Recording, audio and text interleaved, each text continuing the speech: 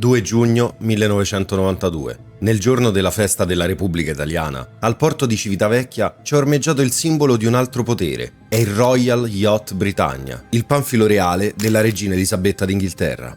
A bordo si muovono figure dai nomi sconosciuti al grande pubblico, ma che fanno tremare i mercati. Sono i vertici della finanza anglo-americana, i capi di banche d'affari come Warburg, Barings, Goldman Sachs.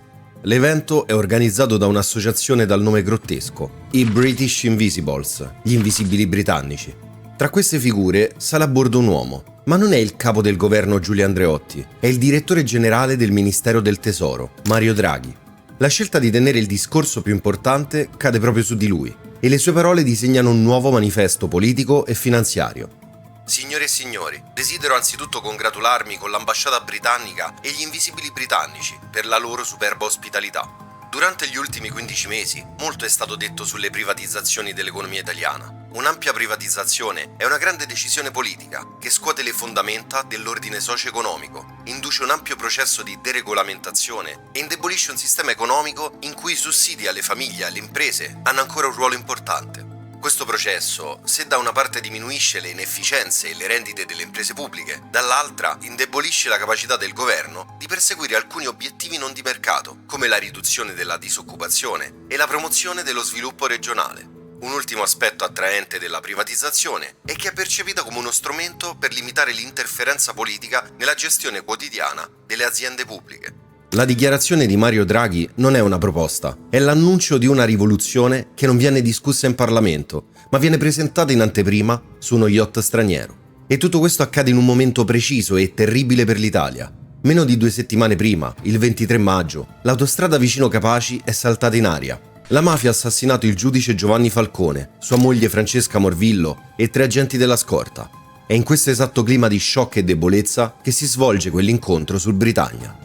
Ma per capire meglio la figura di Mario Draghi e da dove viene il potere che gli consente di parlare a nome di una nazione su uno yacht straniero, bisogna tornare indietro, quando Mario Draghi non è ancora il volto della finanza globale, ma è un giovane studente della Sapienza.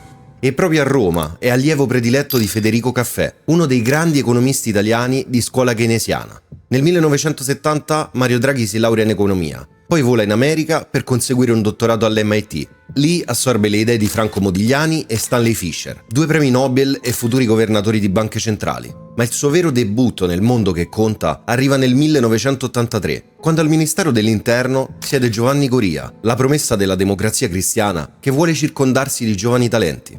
Draghi entra al ministero come consulente e in meno di un anno quello stesso ministro lo proietta sulla scena internazionale, nominandolo rappresentante dell'Italia alla Banca Mondiale. Ed è in questo periodo che si manifesta per la prima volta la forza delle protezioni di cui già gode. Infatti in quel periodo la Banca Mondiale approva il progetto per una ferrovia che attraversa il Cile, quello del generale Pinochet. E Bettino Craxi, allora presidente del Consiglio, come forte oppositore del regime cileno, va su tutte le furie. Pretende le immediate dimissioni di Draghi, ma in sua difesa si muovono 2 nomi molto importanti. Il primo è il suo mentore, Giovanni Goria, che minaccia di dimettersi dal governo. Il secondo è ancora più pesante ed è il messaggio che arriva dalla Banca d'Italia. Il governatore, Carlo Azeglio Ciampi, fa sapere che è pronto a dimettersi anche lui se Draghi viene toccato. E di fronte al rischio di perdere in un solo colpo ministro del Tesoro e governatore di Banca Italia, Craxi fa marcia indietro. Siamo arrivati al 1991, quando Mario Draghi viene nominato direttore generale del Tesoro. La sua nomina è spinta ancora una volta da Ciampi e dal nuovo ministro del Tesoro, Guido Carli. Per ben 10 anni, mentre i governi cambiano e la Prima Repubblica crolla, lui resta lì, con Andreotti, Amato, Ciampi, Berlusconi, Dini, Prodi, D'Alema, viene confermato da tutti e diventa l'uomo inamovibile che gestisce la macchina economica dello Stato. Arrivati a questo punto della storia, il quadro diventa più chiaro. Quell'uomo sul Britannia non è un tecnico qualunque, è un uomo scelto e fortemente appoggiato. Il suo piano è stato presentato ed ora per realizzarlo serve solo l'occasione giusta. E l'autunno del 1992 si prepara ad offrirla, ma a un prezzo molto alto per l'Italia. È il 16 settembre, quando sui monitor dei mercati globali i numeri della lira lampeggiano in rosso. Quella non è una normale fluttuazione di mercato, ma è un assalto coordinato. Tra gli speculatori più aggressivi ci sono nomi storici, come quello di George Soros, ma oltre a lui si muovono anche le grandi banche d'affari, alcune di quelle che pochi mesi prima erano state ospiti sul Britannia. E la Banca d'Italia, guidata da Carlo Azeglio Ciampi, tenta una difesa disperata. I suoi uomini lavorano giorno e notte per arginare quell'attacco, comprando lire per sostenere il valore. E in poche giornate l'istituto brucia 48 miliardi di dollari delle riserve nazionali. È la fine e lo Stato si arrende. La lira viene svalutata del 30% e l'Italia è costretta a uscire dal sistema monetario europeo. È un'umiliazione nazionale, ma dietro ogni sconfitta c'è sempre chi vince. E la coincidenza tra il piano annunciato a giugno e la vendita forzata di settembre è quasi perfetta. Dalle stanze di Mediobanca arriva una voce autorevole, quella di Fulvio Coltorti, capo dell'ufficio studi. Definisce le privatizzazioni uno scippo, un poderoso aiuto di Stato concesso non alle imprese italiane, ma alle banche d'affari straniere.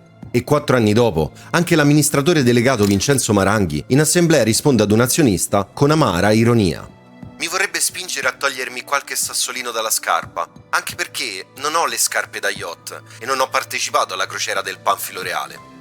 Le conseguenze di quella stagione segnano il profilo industriale del paese per i decenni a venire. Telecom, un tempo fiore all'occhiello dell'industria pubblica, viene ceduta e dopo una serie di passaggi di mano finisce spolpata in mani straniere. E poi c'è Autostrade, che viene ceduta alla famiglia Benetton, con contratti che, si scoprirà poi, garantiscono enormi profitti e pochissimi controlli sulla sicurezza e la manutenzione.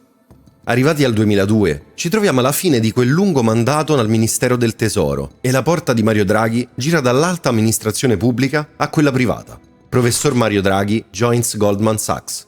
La grande banca d'affari americana, una di quelle che hanno agito come consulenti e attori chiave nelle privatizzazioni italiane, lo nomina vicepresidente e amministratore delegato. Ed è proprio quello stesso comunicato stampa di Goldman Sachs a rivelare il potenziale conflitto di interessi. Nel curriculum di Draghi si legge che mentre era direttore generale del Tesoro si sedeva anche nei consigli di amministrazione dei colossi pubblici che stava per privatizzare, IRI, ENI e BNL. Ma non solo, era anche a capo di un comitato per le privatizzazioni. E come se non bastasse, è stato lui stesso a scrivere le nuove regole del gioco, con quella legge Draghi che ha ridisegnato la finanza italiana. E proprio a seguito di questo decennio al servizio dello Stato, quella sua storia si conclude con il prestigioso premio nel settore privato, che da quel servizio ha tratto i maggiori benefici. E per ben 3 anni il liquidatore lavora per una delle banche d'affari più grandi al mondo, ma già nel 2005 l'Italia lo richiama. Questa volta non più per vendere, ma per controllare. A Roma scoppia lo scandalo Bancopoli, un terremoto che travolge i vertici del sistema bancario e costringe alle dimissioni il governatore della Banca d'Italia, Antonio Fazio.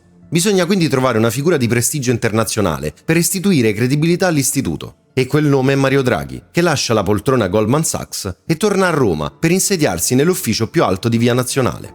Il suo primo atto da governatore riguarda la Banca Nazionale del Lavoro, BNL. In quel frangente è in corso una battaglia per il suo controllo. Da una parte una cordata italiana guidata da Unipol, dall'altra gli spagnoli del Banco Bilbao. Draghi interviene e con una motivazione apparentemente tecnica stoppa l'offerta a Unipol. Quella mossa spiana la strada a un terzo incomodo, i francesi di BNP Paribas. Ma c'è un altro caso a proiettare un'ombra ancora più lunga sul suo mandato, ed è il caso del Monte dei Paschi di Siena, la banca più antica del mondo. E nel 2007, sotto la presidenza di Giuseppe Mussari, Montepaschi acquista Banca Antonveneta dal Banco Santander per una cifra di 9 miliardi di euro. Quell'operazione si rivela un fallimento, un vero e proprio disastro. E per nascondere le perdite colossali, i vertici Montepaschi si imbarcano in una serie di operazioni spericolate, utilizzando derivati tossici, chiamati con nomi esotici come Alexandria, Santorini. Ed è l'inizio della fine per una delle più gloriose banche italiane. E tutto questo accade mentre il governatore della Banca d'Italia, l'organo di vigilanza, è Mario Draghi. E quindi, in quel momento, dov'era la vigilanza di Banca Italia? La difesa ufficiale parlerà di documenti cruciali occultati, ma il sospetto di un'omissione di controllo rimarrà sempre. Un sospetto che si fa ancora più denso quando si ricordano i primi finanziamenti concessi a un giovane costruttore di nome Silvio Berlusconi, arrivati grazie alle pressioni di Licio Gelli. Un intreccio oscuro che lega la banca, la massoneria e l'uomo che proprio in quegli anni è il principale sponsor politico di Mario Draghi. Proseguendo più avanti nella nostra storia, nel 2011, con il sostegno decisivo ancora una volta di Silvio Berlusconi, Mario Draghi viene nominato presidente della Banca Centrale Europea. E proprio da Francoforte, il 26 luglio 2012, pronuncia le 3 parole che lo consacrano nella storia. L'euro è sotto l'attacco della speculazione, l'Europa trema, e lui si presenta davanti alle telecamere e con calma glaciale dichiara «Whatever it takes, costi quel che costi». Quelle 3 parole, da sole, calmano i mercati e lo trasformano nel salvatore dell'euro. Ma dietro l'immagine eroica si cela l'altro lato della medaglia. Le politiche di austerity della sua BCE e di altre istituzioni riducono alla fame paesi come la Grecia. oltre alla sua controversa partecipazione al Gruppo dei 30, organizzazione internazionale privata dove siede con i vertici di quelle stesse banche d'affari, come Goldman Sachs e JP Morgan, che dovrebbe regolare. Arrivati a febbraio 2021, l'Italia è di nuovo in crisi. Il presidente della Repubblica Sergio Mattarella convoca Mario Draghi al Quirinale. L'uomo dei due mondi, che nel frattempo il Vaticano ha nominato membro della Pontificia Accademia, viene chiamato a guidare un governo di unità nazionale e nel suo esecutivo entrano figure che sembrano chiudere un cerchio. Il suo vecchio amico storico Renato Brunetta e uomini come Vittorio Colao, a lungo legato alla società di consulenza McKinsey, la stessa a cui il governo affiderà la riscrittura del Recovery Plan.